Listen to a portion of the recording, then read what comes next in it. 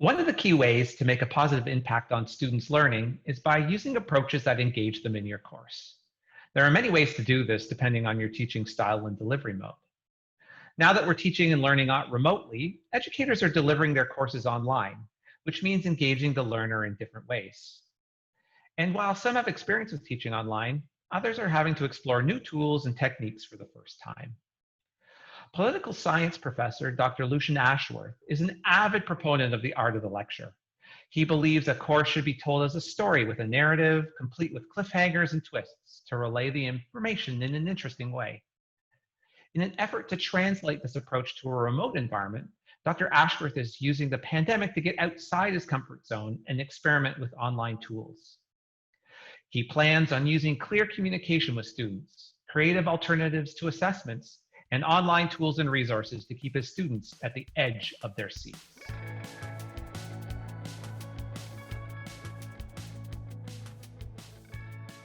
I've been teaching now for 10 years at Memorial. I came here as a head of department, and before that I was teaching 6 years in the University of Limerick in Ireland. My main area of teaching is international relations, but because I was head of department, I tended to teach a very wide spectrum of courses from first year all the way up to grad level. But when I stopped being head of department, I had a chance to develop new courses, and I've deliberately developed two new third year senior undergrad courses. One is the Global Politics of the End of the World as We Know It, which looks at kind of material existential threats to society. And I look at things like kind of climate change, nuclear weapons, artificial intelligence, and so forth. And the other one is the First World War in international politics, where I look at the causes, the nature, and the long shadow, the effects of the First World War. Well, it wasn't pretty. We only had 10 days to do it. What I did was I asked for advice. I contacted a friend in Australia who'd done a very good 1-hour documentary for his own university laying out how to do it. The important things there for me was communication with the students, keeping up a constant communication, because they were concerned, they were worried. So it didn't matter that it was not pretty. It didn't matter that things were going wrong. As long as I was communicating with them, they felt that at least someone was in control and that things were moving forward. I also wrote a supplement to the syllabus, a kind of pandemic souvenir edition, which I sent them, which put in all of the changes that I was making to the course as we went on to remote. And then I also recorded a voiceover on all my PowerPoints and then cut them up into about 20-minute segments for the students, and then used online rooms with them. And one of the most important things, though, because it was such a confusing time, was that I told them that all the deadlines had now become guidelines. Part of the issue here, I think, is I haven't taught online before. So I'm coming from a very low base of knowledge on this one. So I've tried to keep it within my comfort zone and also to the students' comfort zone, because many of them will also be new to remote or online teaching. And I have two courses. One is a grad course and the other one, the senior undergraduate one. The graduate course is easier because there already is a strong asynchronous element to it. Many of the big changes have come with the End of the World course. And here I've kept to the dictum of keeping it simple and building from my existing face-to-face syllabus, but with changes to try and adapt to this new kind of remote environment. One of the first things I did was I usually broke that course up into 3 parts.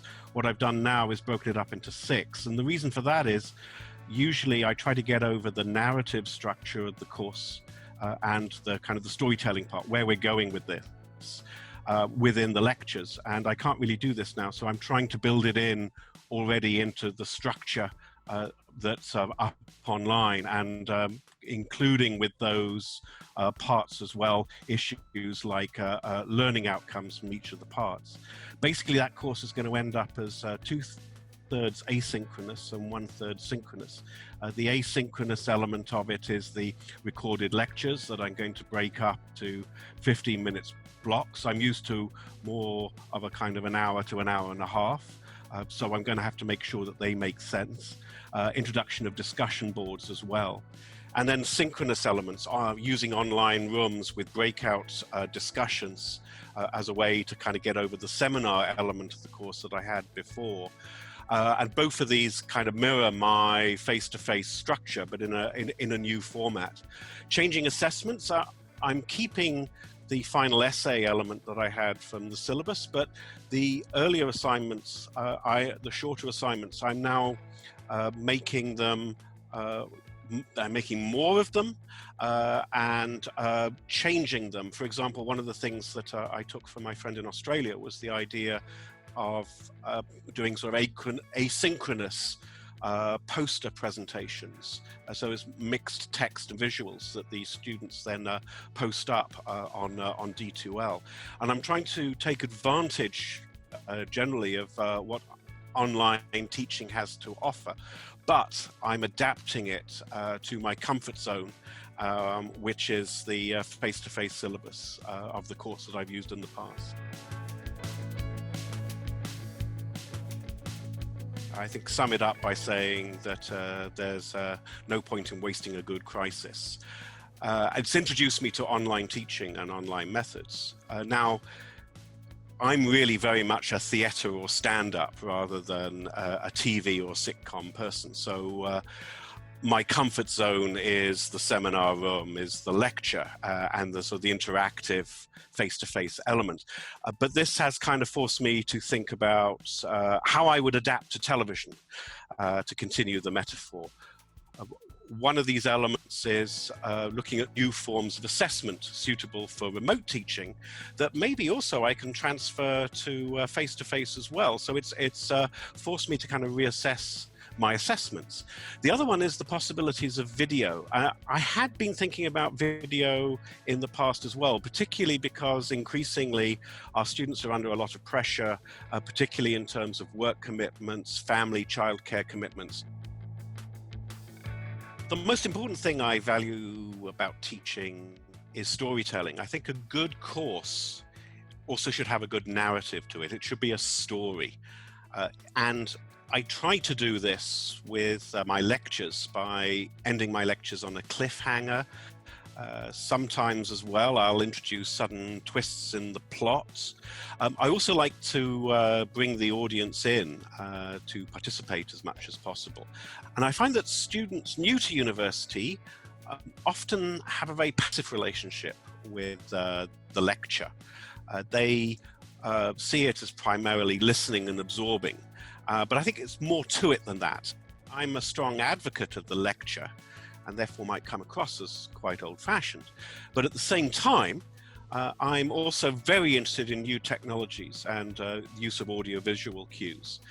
So for example, with my PowerPoints, I tend to use very little text. It's mostly visuals and animations, and I use these to supplement and underscore what I say. And also to encourage interaction, like I will often stop with a picture and ask them, what do you see in this picture? Anything. And see what they come back with on that. So in that sense, I'm a very strong advocate of the lecture, but hey, the lecture is not something that's static. It's always evolving.